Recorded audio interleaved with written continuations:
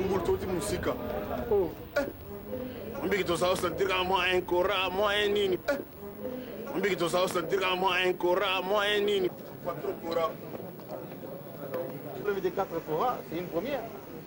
Ouais, pour le Congo. Hein? Pour le Congo et pour l'Afrique.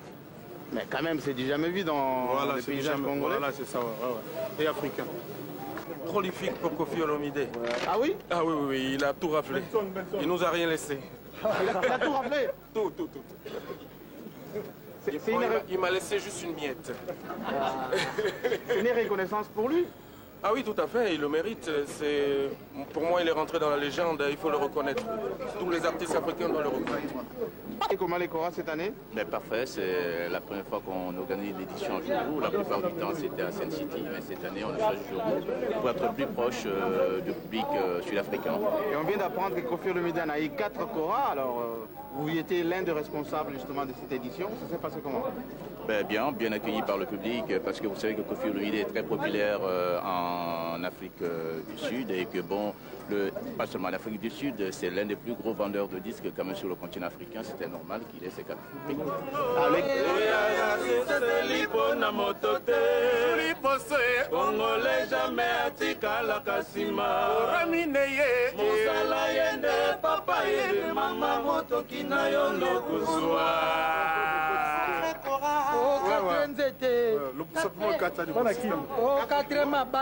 Donc Banakin Bosepela.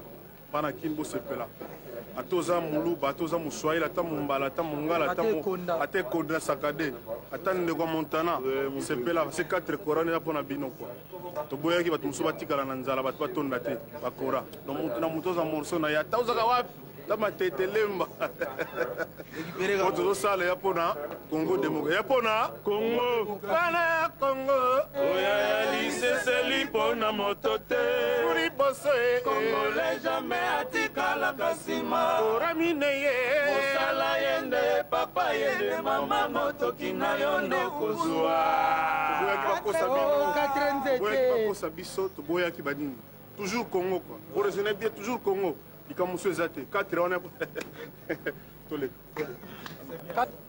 Bana Congo oya lycée c'est lipona motote puri bosse Congolais jamais atika la kasima oramine ye osala yende papa yende mama motoki na yonde kozwa Bana Congo oya lycée c'est lipona motote puri bosse Congolais jamais atika la kasima oramine ye osala yende papa yende mama motoki na yonde kozwa oyebi ke somala ngai kaka pilipili te yolombizu koleki zindungu vraimen yailuvwa na munwe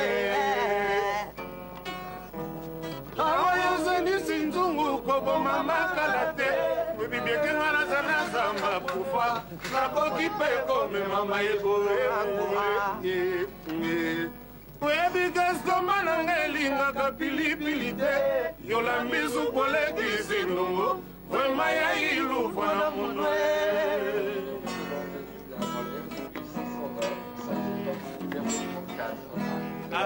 Vraiment yebisa moninga soki olingi ete bomba mone likambo ekobozali ndefu likambo ya bolingo maloba na ngai botimbuma kodiembela ngai na motema te Gibson koma nyokolanga bongolingaki ya mingi mama motsame komotina kaka maloba se moko ya verite iberetanga motsame kobelanga elingaka pilipili te yolambisu koleki zindungu vraimen yailuvwa na munwe awa yokitisi nzungu koboma makala te webibiekenga naza na zamba parfois nakoki mpe komema mayebo bato bazobanga batikana kobanga oza na monde arabe mungulu toti musika